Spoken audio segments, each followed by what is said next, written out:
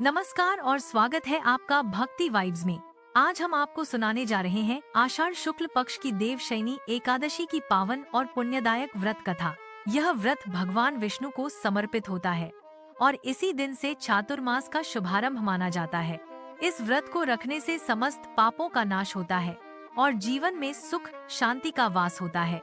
आइए भक्ति वाइब्स के इस दिव्य सफर में हम सुनते हैं देव शनि एकादशी व्रत कथा।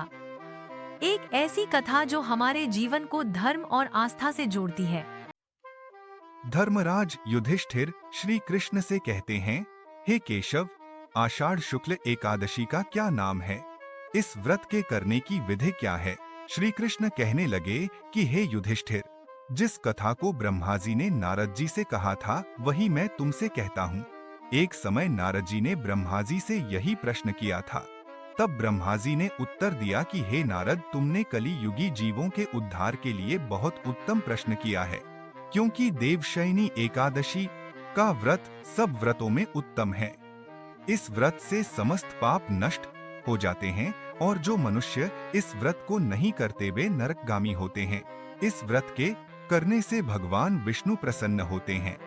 अब मैं तुमसे एक पौराणिक कथा कहता हूँ, तुम मन लगाकर सुनो। सूर्यवंश में मांधाता नाम का एक चक्रवर्ती राजा हुआ है जो सत्यवादी और महान प्रतापी था। वह अपनी प्रजा का पुत्र की भांति पालन किया करता था। उसकी सारी प्रजा धन धान्य से भरपूर और सुखी थी। एक समय उस राजा के राज्य में 3 वर्ष तक वर्षा नहीं हुई और अकाल पड़ गया। प्रजा अन्न की कमी के कारण अत्यंत दुखी हो गई।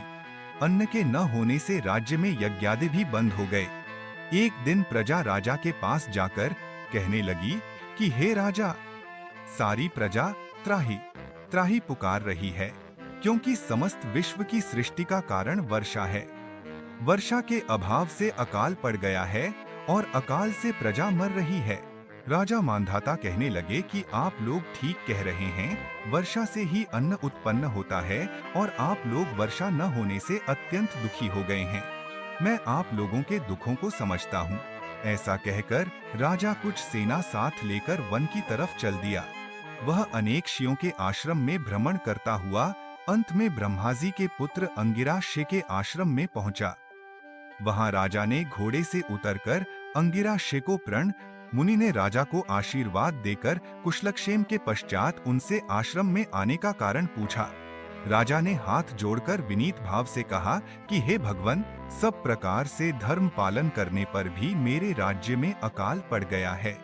इससे प्रजा अत्यंत दुखी है। राजा के पापों के प्रभाव से ही प्रजा को कष्ट होता है, ऐसा शास्त्रों में कहा है।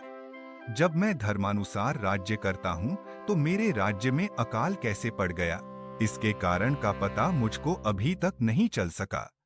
अब मैं आपके पास इसी संदेह को निवृत्त कराने के लिए आया हूँ।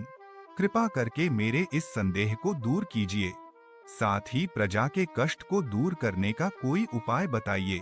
इतनी बात सुनकर ऋषि कहने लगे कि हे राजन, यह सतयुग सब युगों में उत्तम है।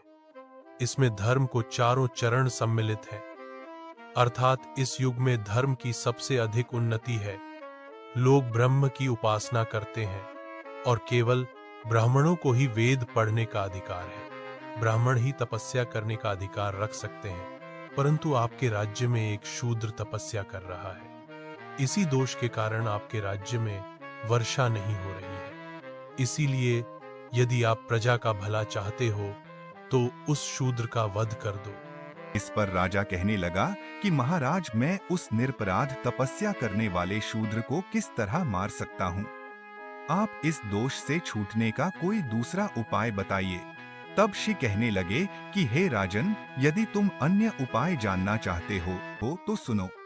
आषाढ़ मास के शुक्ल पक्ष की पद्मा नाम की एकादशी का विधि पूर्वक व्रत करो।